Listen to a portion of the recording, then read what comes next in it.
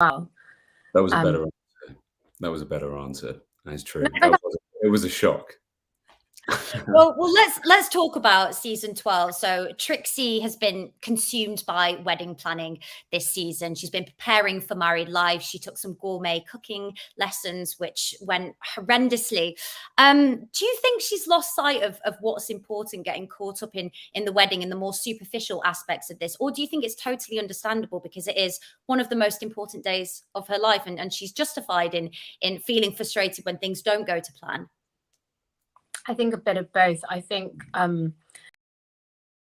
she wants to plan the perfect day for him as well. I think she wants it to be perfect, and I think there's a lot of pressure because he has been married before, and the family that he's part of as well. I think she feels that pressure, and so she's a perfectionist, and she wants everything to go really, really well on the day. But I think along the way, especially with Matthew's support, she sort of realizes, those material things don't really matter, and it doesn't matter about the tiara or whatever. It's about the fact that and he even says in one of the phone conversations, I'm sort of worried about the wedding, but I want to be married to you. And it's almost as though they need to get the wedding out of the way to move forward and to get beyond it and to get out of the silliness, however romantic it is. And it's beautifully filmed, and it is, I think, a really gorgeous and opulent and incredibly romantic and beautiful wedding. But I think what's interesting is beyond that and where they go next. Yeah, absolutely. I'm going to get onto the wedding a little bit later, but let's talk about the proposal. Olly, Matthew, so he's frustrated because he keeps trying to propose, and then something happens and he doesn't. Eventually he does it, and then he chucks the ring into the River Thames. What was your reaction to that? Were you like, what on earth are you doing? Me, Olly, reading the script, thought, wow, that's an expensive demonstration to make. But I think, it kind of sums him up perfectly. He really, to refer back to what Helen was saying, contrary to what she's doing, he doesn't really care about any of this stuff, and he's grown up around it, and he's not interested in titles, and he's not interested in money, or not the trappings of it. He's interested in what he can use it to sort of facilitate for other people. But I think he'd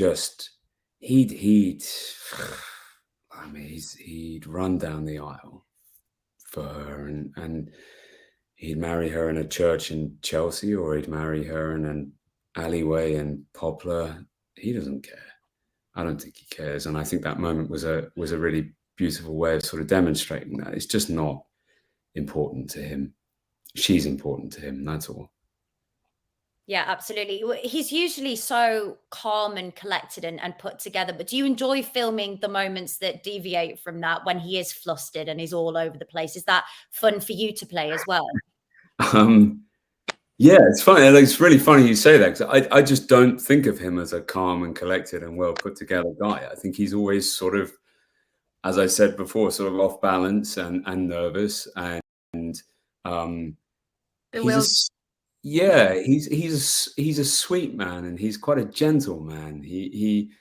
I think that he is not a sort of swaggering, alpha male-y, confident kind of guy. That's not how I've ever seen this guy. And so I get what you're saying, and there are obviously moments where it's sort of accentuated and it's fun and it's cute, but I kind of feel like he's always a bit like that, He doesn't feel very gathered or collected to me. Yeah, absolutely. Helen, wearing the dress, holding the flowers, having the veil, did it take you back to your own wedding? Was it quite jarring? Because it must feel very real. What was lovely about it was being surrounded by all of the people that I've been around for over 10 years. So being with Jenny Agata and Judy and Linda and Cliff, and all of them, my friends as well. So it was a special moment when I walked down the aisle, and it was genuinely emotional because I was surrounded by my friends and so much warmth and love. So, for the first few takes, it was before we, because you do a lot of takes and then it starts getting a bit tiring, and it was quite a long day. But for the first few takes, there was so much warmth and love, and it felt very special. Yeah, absolutely. Matthew and Trixie were cruelly separated. Oh, sorry, Olly. No, sorry. Go on. Matthew and Trixie were cruelly separated in season 12. There was the infection outbreak at the hospital, and they couldn't see each other for several days. And there was that lovely moment between the pair of them over the phone. It was very tender and pared back, in a contrast to frantic, frazzled nature of their relationship that we'd seen into the run up to the wedding. Do you enjoy filming those moments, and what do you think they give the story as well? I do enjoy filming them, and I think that they speak to the sort of calming effect that they have on each other. I think they are really deeply comfortable around one another. And when you first saw Matthew and Trixie meet, you know, he was a flustered new father, and she's an expert, and she knew exactly what she was doing. She kind of held his hand all the way through it, and then, you know, through 2 series, she helped him cope with grief and helped him cope with being a new father and a father on his own.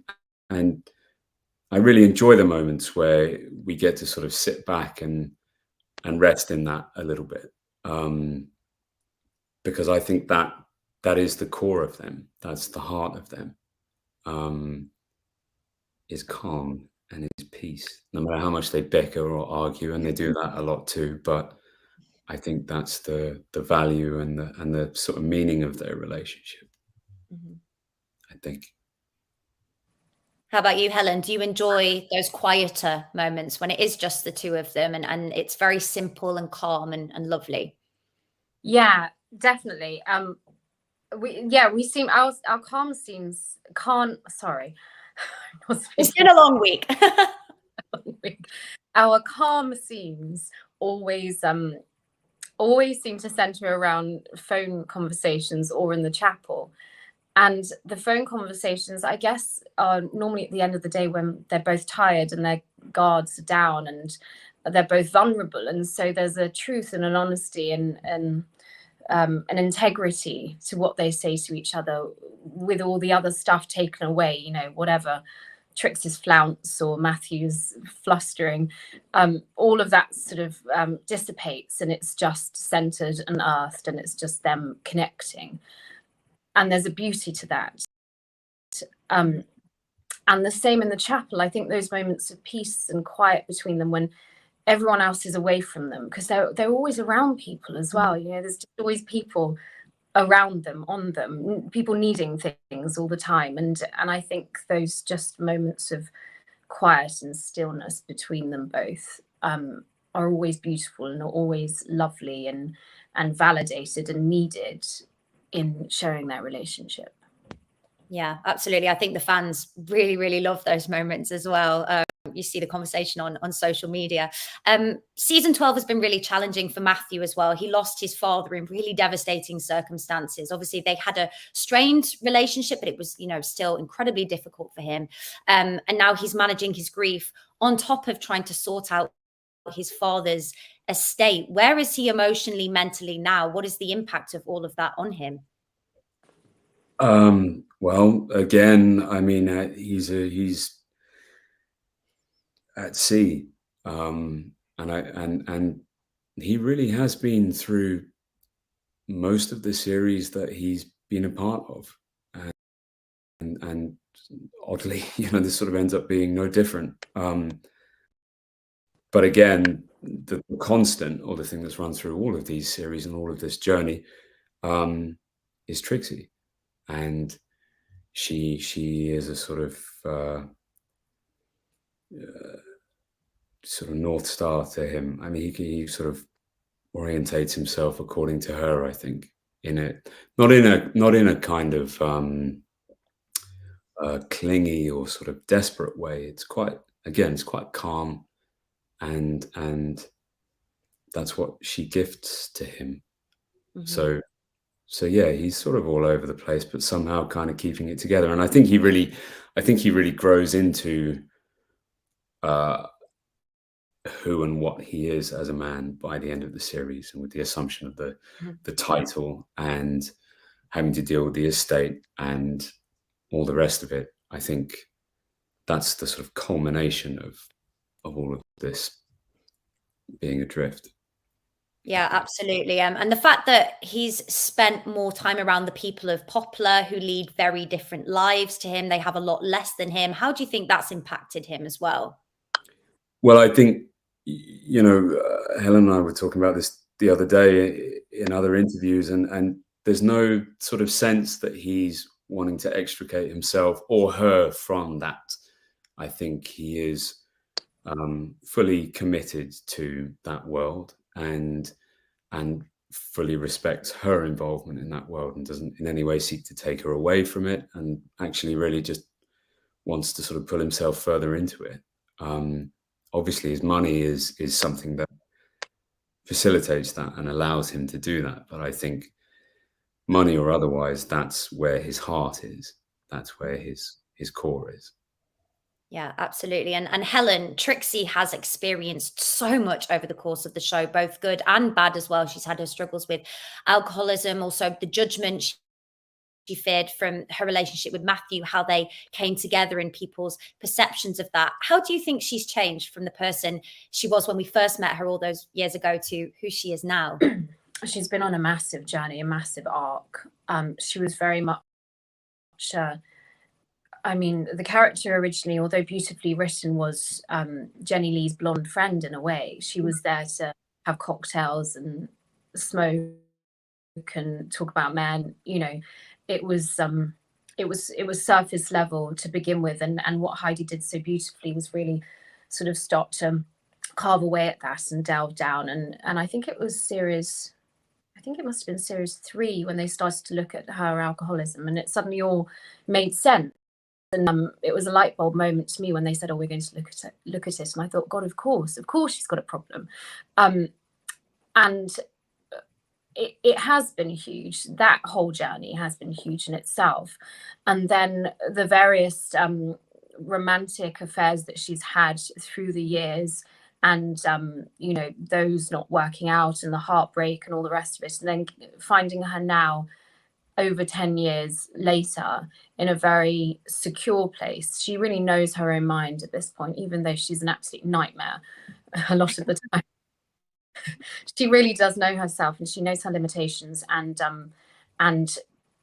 I think she did have a lot of, because there was there's a sort of patient confidentiality as well, because she nursed, not only did she nurse Fiona, Matthew's wife, when she was dying, but also she was present at the birth of their son. So she's so intimately connected with the both of them, and to put herself very much in Fiona's shoes, in his flat, in her flat, around her son, and there's a sort of female loyalty that gets confused there. So I think there was a huge lot for her to deal with before she really took it on. But I remember in the very early scenes with Matthew, there was one scene where he sent her this cheese plant. I mean, it's obviously the most unromantic plant you could send a woman, but there was something so beautiful about sending Trixie a cheese plant.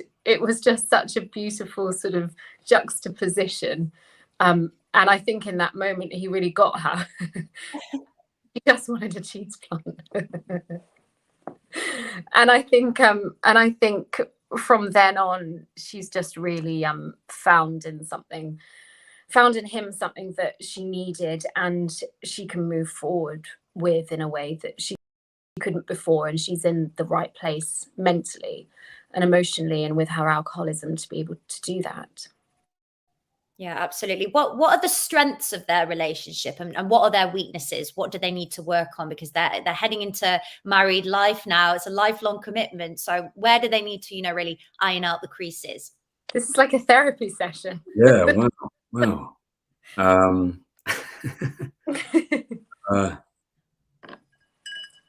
Well, they row, don't they? They fight with each other, and that's something that Helen and I have, I think, enjoyed and sort of talked about, before we got on the floor, and sort of said, let's really lean into this, and let's fight. Let's really fight. You know, and as actors, I think we sort of said, let's not just present a sort of fairy tale. And I think as actors, you're always interested in finding complications and conflict. And there is some conflict there. And I think she calls him on his privilege a lot. And I think he's sort of man enough to take it. But I think it smarts. I think it hurts a bit sometimes. And that's right from back, I can't remember which series it was, when you threw something at me on the stairs. And it was a soft toy, to be fair. It was a soft toy, but she gives him a hard time. And yeah, I don't know if it needs work, because I think it's quite a good thing. It's a good thing. But yeah, if you were a therapist, I might say to you, can you ask her to talk to me in a kinder way? I don't know. You ask her not to throw things at me. And can you ask her not to cook anymore? Yeah, fair enough. Fair enough.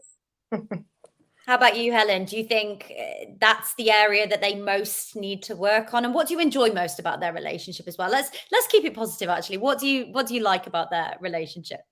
I think I really enjoy and it's kind of connected to the arguing, but there's a passion between them, which I think we've always really wanted to make sure stays there and it's consistently there.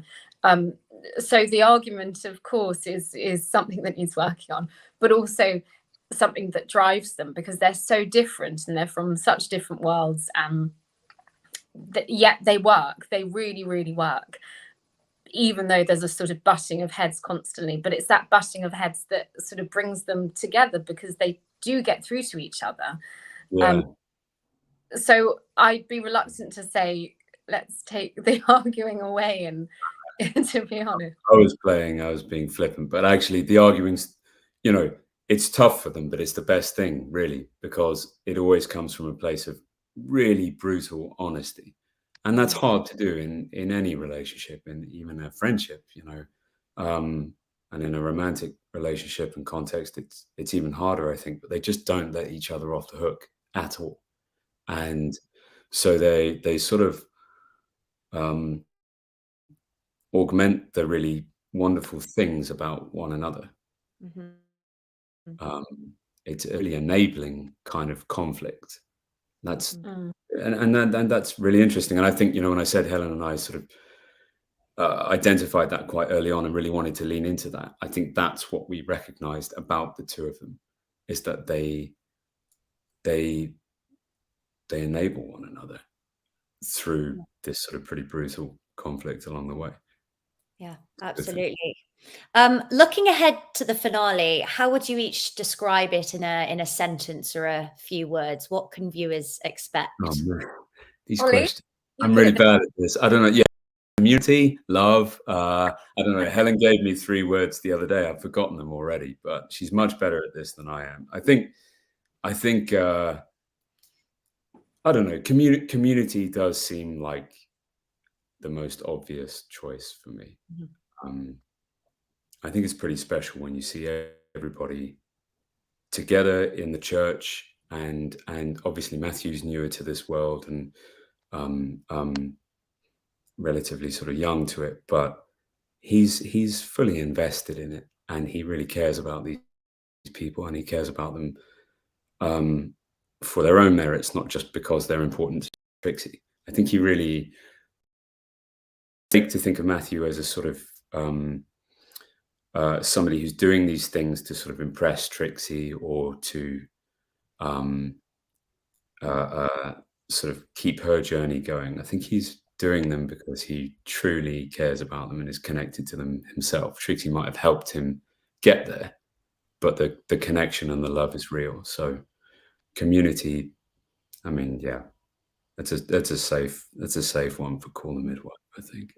Oh, welling up. That was very moving.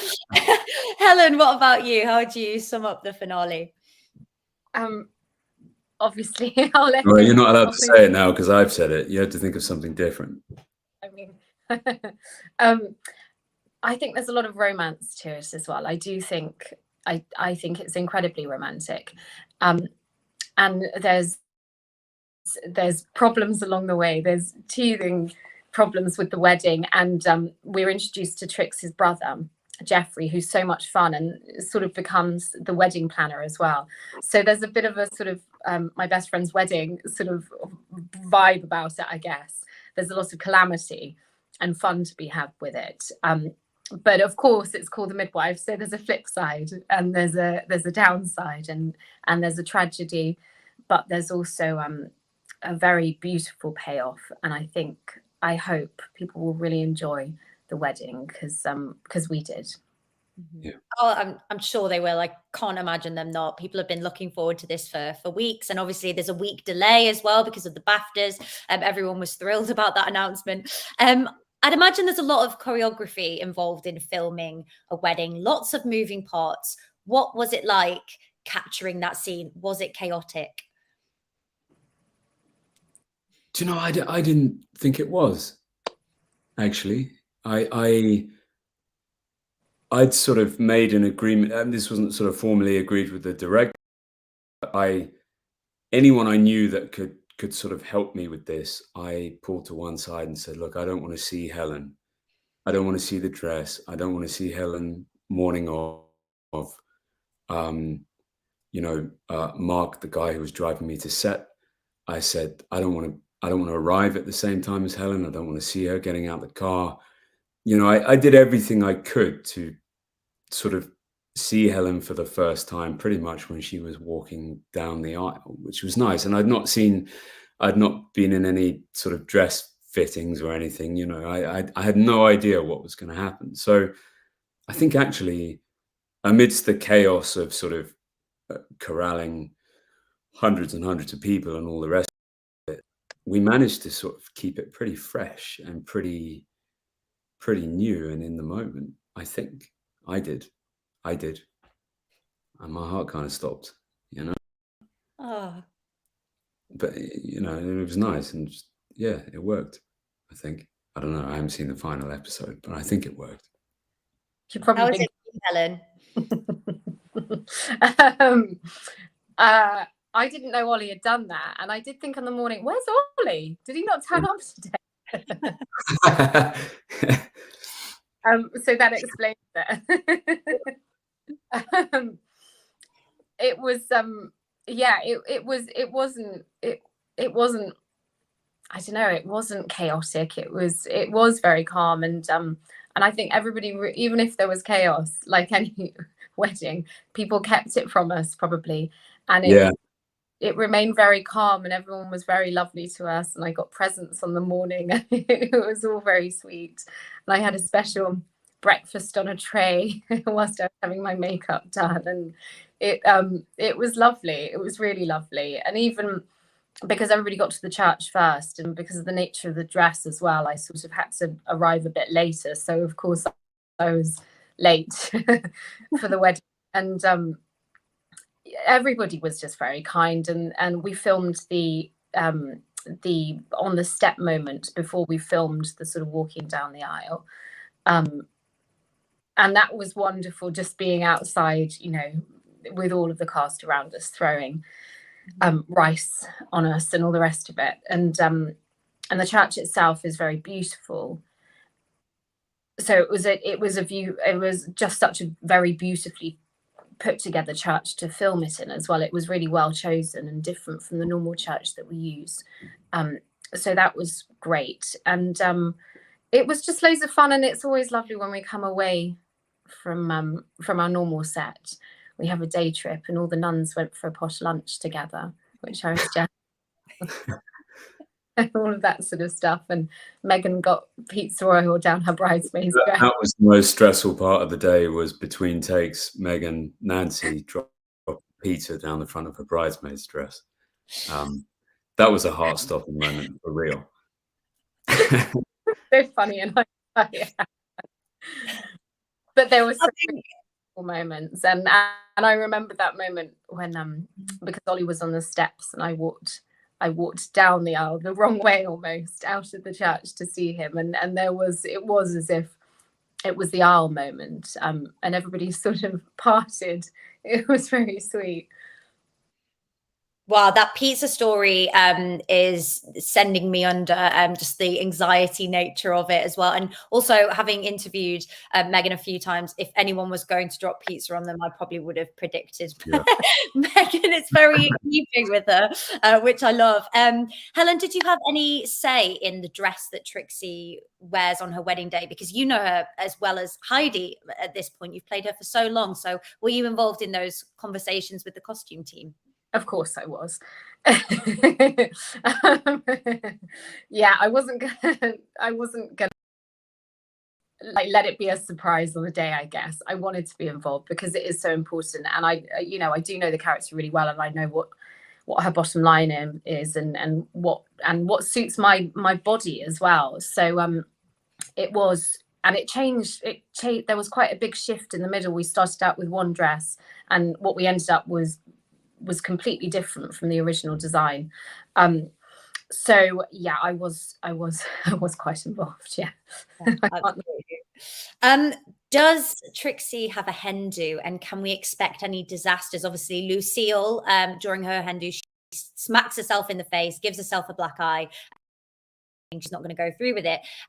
Does Trixie have a hen do, and can we expect anything along those lines? Any drama? Well, it's hard because Lucille got drunk, didn't she, on whatever, and then I remember Trixie applying steak to her face. Just like a horrific wedding story, I guess. But no, there's no alcohol. It's a really fun hen do. It's really fun and it's really well suited. And again, she's just surrounded by her pals. And there was this lovely moment in one of the scenes that we shot, and everyone just sort of came around me and hugged me. And it was such a lovely moment and genuine as well. Linda right next to me. So no, it was beautiful, really fun. And of course, Trixie's brother is very much involved in that. Yeah, absolutely. Oh, I can't wait to watch it. I'm very excited. Thinking about the show's future, we've known season 13 has been greenlit for a while now, but it was recently announced that we're getting 2 more seasons, which is wonderful news. Where were you when you both found out, and did you do anything to celebrate? I was walking my dog. And what did I do to celebrate? I don't know. I just went, oh, brilliant. I just sort of had no idea. We found out the day before it came out in the press. Yeah. So it was pretty last minute. So it was a surprise. We had no idea. We've been saying, all of us have been saying, well, this is the last year. So, we've all been planning for the end. So it was a complete shock. So yeah, it's great. And also now they're married as well. It's really interesting the next few years with, what happens with Matthew and Trixie. What were you going to say, Olly? For you? No, I found out because you told me to read my emails. I'd missed it. And then, yeah, I mean, it's great. Like I'm really thrilled for Annie and for Pippa and for Heidi. I mean, one never assumes that just because a series has been renewed that you're going to be in the series. So, you don't celebrate too much. But I think Trixie will be in the series. Is she going to kill Matthew off? Who knows? Who knows? Do that fear? You're like, what if they are going to write me out? Do you think, oh, please God, don't, because I'm just loving it so much? Yeah, you never have complete control. Yeah, absolutely. It's a genuine fear, not that they dangle it over. They don't sort of say, behave or you'll lose your head in a whatever. No, but of course you never know, and they might just come to a point where they think, do you know what, we've got nothing more to say about your character, there's just nothing left to do with you, so you're off. It happens. So of course. Yeah, absolutely. I just don't know. And the show is heading into the 70s, which means, changes within the societal makeup of the UK, politics, music, fashion. Obviously, you're both too young to know what the 70s was like. But speaking to older family members or just through TV, film, books, is there anything that you're excited to explore in this new time period for the show? Well, Matthew will be in flares, so that will be fun. That's never going to happen. That's never going to happen. That's the one thing I don't want to explore is 70s fashion for Matthew. I don't mind if anybody else wants to explore it. I just want to stay in a suit. I'm Sorry, happy. why I find that funny. Sorry, yes. Trixie, Yeah. Trixie loves clothes, so I'm sure she'll be happy to explore all the new shapes and things that emerge. And actually, a lot of her outfits recently, you can really see her pushing into the 70s. There's a lot more sort of bigger prints, and it's sort of very glamorous, slightly more European, Italiana style. And there's a lot more sort of like weird dresses and trouser suits and stuff. Yeah, it will be really fun. And also, I'm just hoping that Matthew gets a new car because his Jag is so uncomfortable to get out of. Yeah. It doesn't run. It looks nice, but it doesn't run very well. Yeah. Yeah. And thinking about their future together, Matthew obviously has a child from his first marriage, who Trixie is a wonderful mum to. But are they thinking about bringing more children into their future? I know quite a lot of people have been sending questions, and that's something that's come up quite a lot. Are they going to start their own family as well? I think they should get a dog. I really think we need a dog as a lead character in this show, and we had a lovely one with Judy.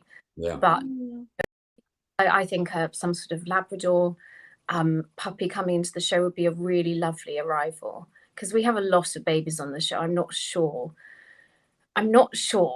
we need another one, but that's for Heidi and everybody else to decide. But maybe a dog. What do you think, Olly? It's kind of it's kind of out of our hands. I'm always happy to bring a dog into the show for sure.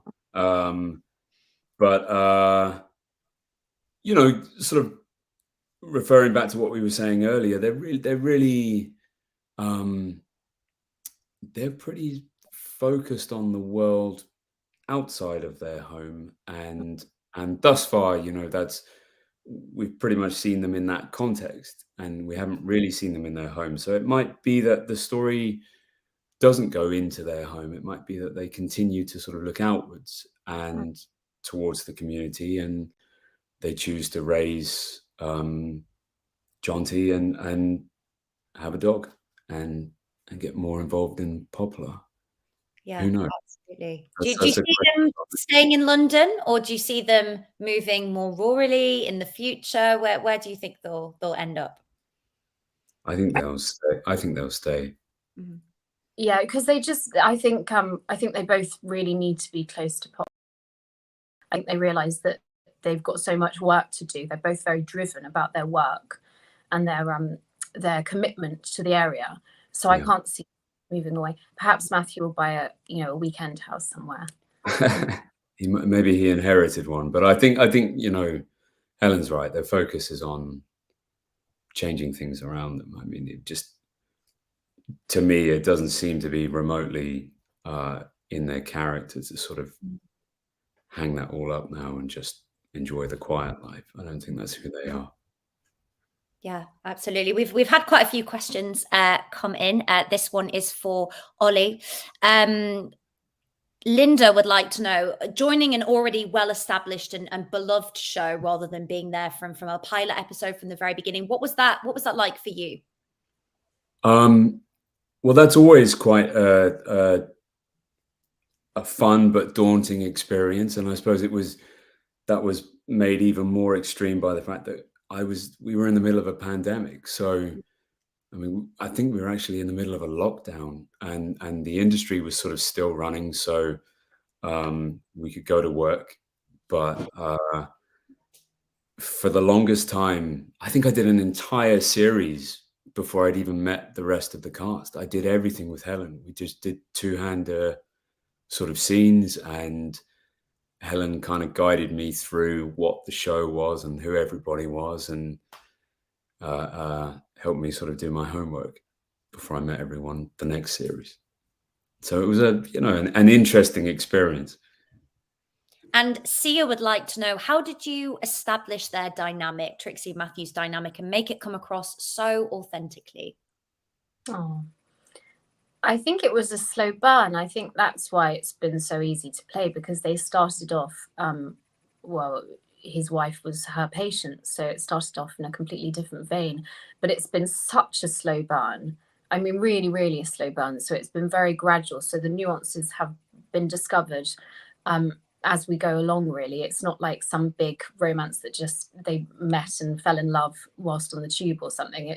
It wasn't that. So it became a friendship first. So I think it's been very easy to feel those shifts because they've been so subtle and so gradual. Yeah. A great question here from Catherine Burkett. Helen, in real life, have you ever helped deliver a baby? And if not, do you think that you could? I have never helped deliver a baby. Thank goodness. And look, I think anybody in that situation would just have to get on with it. But I am in no way qualified to deliver anyone's baby. If you knew me in real life, you really wouldn't want me to. Susan Ward would like to know, now that you're doing more stage work again, Trixie, is that gonna just called you Trixie, Helen, is that going to impact your time on the show, how much time you can devote to it, or are those things very much balanced, you know, the show and then your stage work and you're across all of it? Yeah, the theatre producers have been amazing to fit in my dates around filming for Call the Midwife. So we film Call the Midwife 6 months of the year, and the other 6 we have to do whatever we want to. And so I'm doing this show for the moment, but then I finish the Saturday night before we start filming on the Monday morning. So and then I'm in for the next series. So it doesn't stop me doing a day's filming. That's very, very good to hear. I'm sure people will be very pleased about that. Thinking about the wedding, can we expect any old faces to return? You know, it's a big occasion. I'm sure Trixie has her invites in the post. Can you tease any old faces? We talked about that. Wouldn't it be nice if, you know, like at the end of the Titanic film, all the characters come back in as he walks down and it's just beautiful. We talked about that. It would have been amazing to have everybody. Look, you'll have to wait and see, but it would be nice at some point, maybe at the end of the very, very last series. It would be nice to get some of the old faces back for sure. Apart from Barbara, because she's dead. So. Yeah. Who would you like to come back if you could have a pick of the bunch? Which characters did you think brought a lot to the show, or who did you particularly like working with of those people that have since moved on? Well, definitely Barbara and Emerald, Charlotte, who played Barbara, Emerald, who played Patsy, and Sister Winifred. I mean, all of them, and Bryony, lovely Bryony, who played Cynthia. That would be lovely, and Pam Ferris. Of course. A woman called Tracy Noakes would like to know, if you were having a dinner party or a gathering, this obviously harks back to Trixie's disastrous dinner party, what would you cook to impress your guests? Are you both good cooks? Do you enjoy it, or do you stay away from the kitchen? Helen, I'm sure this one is directed at you. I'm not sure, Olly. I think. Well, I would cook some sort of. I'd cook a nice big chicken and maybe some sort of ottolenghi salads. How about you, Olly? What would you cook? I'd happily be a guest at that dinner. I think I'd leave the cooking. Tracy would also like to know, what advice would you give to drama students in school who want to go into theatre and acting? She'd like to pass on your thoughts to her brilliant drama group. That's Look, you. I think that you can make films on your phone now. I think this generation has such an amazing access to things that maybe we didn't enjoy. I never felt like I could do stuff like that when I was younger. That felt a bit off limits. And I would just say, just make stuff, create stuff with as many people and in as many different directions as you can. You don't have to wait to be invited to do things. You don't have to be a part of a TV show. You don't have to get an audition. Just get together and do something on an iPhone. It's a really meritocratic time in that respect. It's quite amazing. So yeah, just enjoy it. Go nuts. Yeah, that would be solid my advice. Be proactive. How about you, Helen? Do you have any pearls of wisdom question? Well, I think Ollie's completely right. It's completely different from when we graduated, for sure. But I think on a sort of fundamental basis, you have more control now as a drama student because you can create your own content. And I think there's much more of a drive for writer actors, director actors, whatever, very few people are just actors these days. But if you don't do those things and you aren't able to, for whatever reason, the fundamentals for me are, it hurts, but I almost enjoy being told no, because you get told no all the time. You never get jobs, and then you'll get one, and it can change your life, but you get told no all the time, and you have to, in a sort of weird way, learn to let that propel you and let that drive you, and that drive can never leave you, because you have to pay your bills apart from anything else. You have to get on and you have to work, and it is about the work. And if you are successful, if you get any type of a job, don't buy into all the stuff around it. Don't buy into the publicity, whatever it is around it. You've got to really concentrate on the work. It's just about the work. Yeah. Absolutely. Did you think you'd be here, Helen, all these years later when you first joined, or did you just think, this will probably be a season or two and then I'll be off and on to something different? Yeah, no, I just thought it was 6 episodes, and I thought I was really lucky, and I thought, brilliant, I don't have to waitress this summer. It was as that, that simple, but surrounded by amazing actresses, and then, yeah, it just grew and grew and grew. And I think I've only really started to notice how big it is, and it's become palpable, because it wasn't in the early days. It was just something that was recommissioned, but I feel like lately there's a shift and an acceptance, and it feels like we're sort of deeply ingrained in British culture now. So I do think there's been and I'm not saying that, in a sort of, I'm not flattering myself by saying that, but I do think there's been a progression in the last few years, and it's not what I expected at all. Beyond my wildest dreams, to be honest. No, I've been so lucky. Yeah, and how has it changed your life, Olly? Are you finding you're walking down the street and people will shout Matthew at you just because these characters feel so familiar to people? They spend so much time with these characters and they feel like they know them and they're their friends and their acquaintances.